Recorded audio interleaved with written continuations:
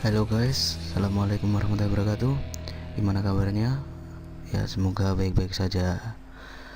Ya kembali lagi di my channel Altom Tutorial.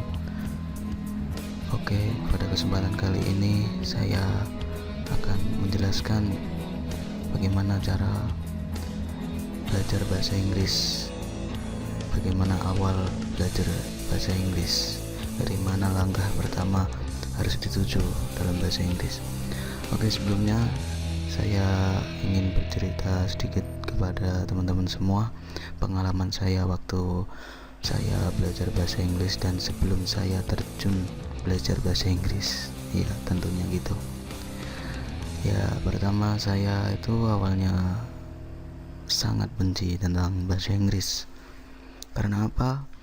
Karena istilahnya mungkin ya baru pertama kenal bahasa Inggris itu di bangku pendidikan, terutama di MTS itu. Kalau di SD mah belum istilahnya belum serius lah tentang pelajaran bahasa Inggris. Di MTS waktu di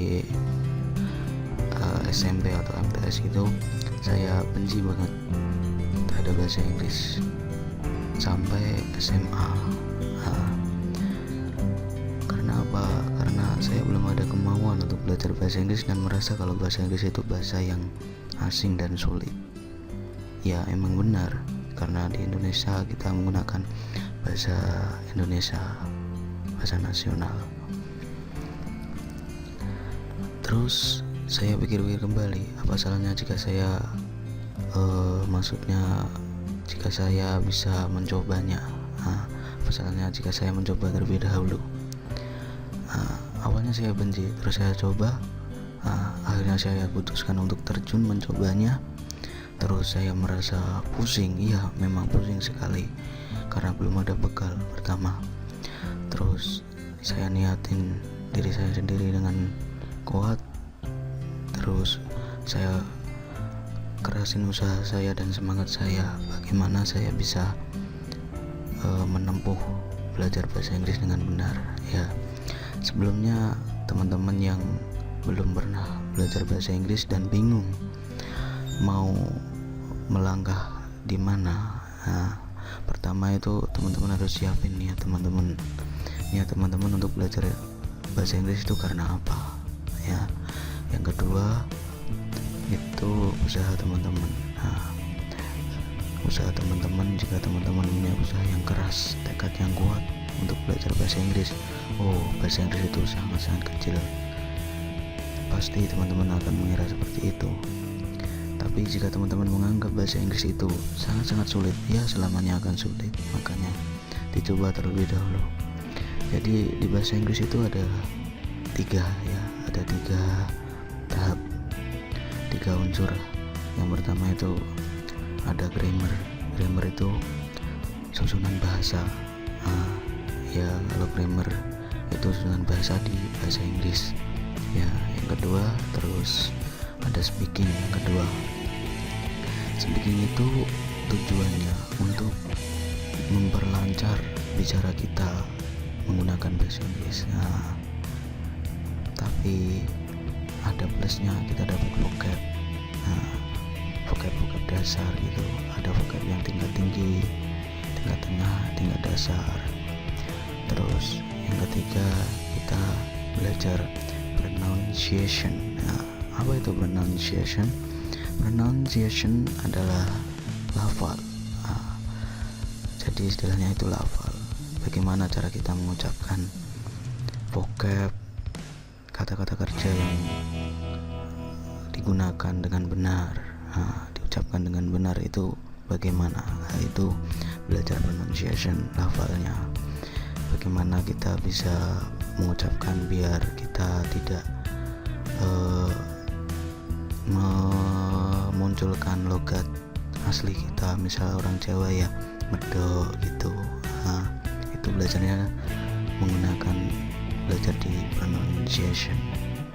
Kalau di grammar ini di tulisan, kalau teman-teman bisa grammar, teman-teman bisa menulis dengan benar, terus bisa speaking menggunakan grammar. Jadi bicara teman-teman itu akan indah.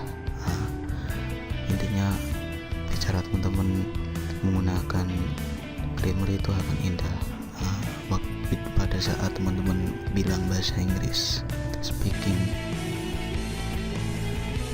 terus pada waktu saya merasa bingung, saya mencoba beralih di speaking. Di speaking saya mendapatkan pembelajaran cara mengucapkannya, yaitu pronunciation, terus conversation kepada teman-teman gitu. Jadi kita itu selalu berbicara bahasa Inggris. Itu yang membuat kita lancar bicara bahasa Inggris. Jadi di speaking seperti itulah programnya. Terus di grammar kita tahu susunan langkah-langkah kita menulisnya bagaimana. Seperti itu, cara mentranslate Indonesia ke Inggris, itu bagaimana, itu di grammar. Ya, langsung saja pada materi kali ini kita akan membahas basic atau dasar pertama di grammar. Ya, langsung saja saya kenalkan, tapi sebelumnya kita harus membahas tentang pengertian definisi dari bahasa ya. Mungkin dari teman-teman semua bisa, karena pengertian kali ini secara umum ya. Jadi bahasa adalah suatu sistem atau cara untuk menyampaikan suatu ide atau gagasan atau informasi baik secara lisan, tulisan atau isyarat.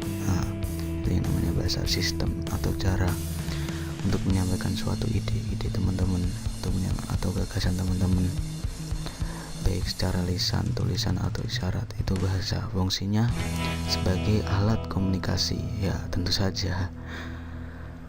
Oke, langsung saja kita menuju di the component of language. Oke, ada 6.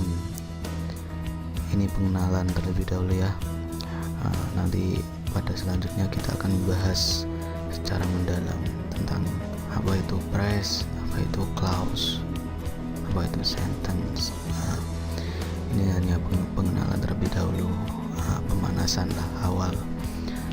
Fonem, ada morpheme, ada word, ada phrase, ada clause, ada sentence. Jadi fonem itu huruf atau abjad kalau di bahasa Indonesia, seperti A, B, C, D.